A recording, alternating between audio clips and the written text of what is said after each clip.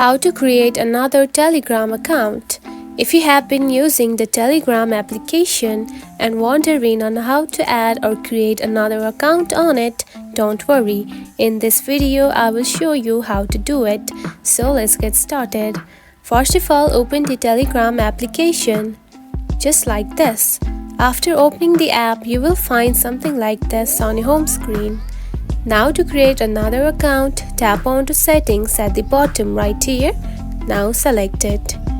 Then here you can find my profile option right here. Now tap on it. Then here you can find edit at the top. Just right here, now select it. Then scroll down and here you can find add another account. Just right here, now select it. Now add the phone number and simply tap on to continue. And after doing that, you will simply create another account. And that's it. This is how you can create another Telegram account. It is a very easy process, right? If you found this video helpful, don't forget to like and subscribe for more tips. Thanks for watching.